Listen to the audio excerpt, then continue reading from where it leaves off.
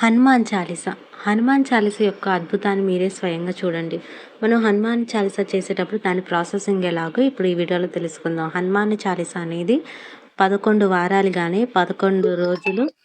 అయితే ఈయన పూజ విధానం ఎలా చేయాలంటే, ఒక రాగి చెంబులో లేదా ఆయన పూజ చేసి హనుమాన్ చాలీసా చేసేటప్పుడు ఒక ఒక కాపర్ ఉంటది కదా! అంటే ఒక రాగి చెంబు, ఒక రాగి లేదా స్టీల్ చెంబులో లోటా నీరు నింపండి. దాంట్లో ఒక నాణెం కాయిన్ లేదా ఒక నాణెం అంటే కాయిన్ ఏమైనా వేయండి. దానిపై ఒక ప్లేట్‌తో మూసివేయండి. ఇప్పుడు 11 రోజుల పాటు రోజు ఒకే సమయానికి హనుమాన్ చాలీసా చదవటం వల్ల ఇప్పుడు ఈ 11 రోజుల పాటు రోజు ఒకే సమయానికి ఉదాహరణకు రాత్రి 9 గంటలకు కూర్చొని 3 సార్లు హనుమాన్ చాలీసా పఠించండి. అంటే సేమ్ టైం అంటే సాయంత్రంకు అట్లా దేవుడిని పఠించండనమాట. 11 సార్లు హనుమాన్ చాలీసా పఠించండి. 11వ రోజు పూర్తవ్వగానే ఆ నాణెం మరియు లవంగాన్ని బయటకు తీయండి. అలా తీసి ఆ నీటిని ఆచమనం చేయండి. తీర్థంగా స్వీకరించండి. మిగిలిన నీటిని అంటే మీరు ఏ కోరిక అయితే ఈ పారాయణం చేశారో ఆ పని కోసం లేదా ఆ ప్రదేశంలో ఉపయోగించండి.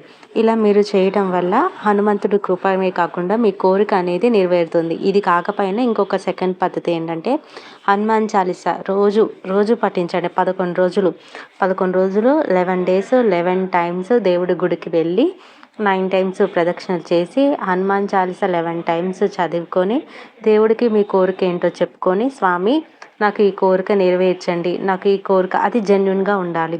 సో ఆ కోరిక అనేది జెన్యూన్గా ఉండి మన కోరిక ఏమైనా తీర్చాలనుకుంటే స్వామివారిని పాదాపి దగ్గర వందనం చేసుకొని, స్వామి నన్ను రక్షించండి, మీరే నన్ను పైకి కాపాడేది, మీరు మీరు నాకు ఈ హెల్ప్ చేయండి అని స్వామివారిని వేడుకోండి.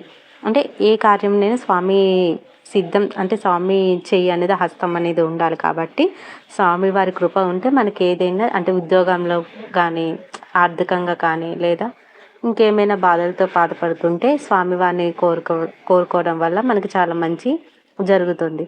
సో ఎవరైతే ఇలా చేస్తారో 11 రోజులు 11 టైమ్స్ హనుమాన్ చాలీసా చదువుతారో వాళ్ళకి మంచి అనేది జరుగుతుంది. కాబట్టి దాన్ని మనం పాటించడం వల్ల మీ కోరిక అనేది ఏ శుభకార్యమైనా సరే జరుగుతుంది.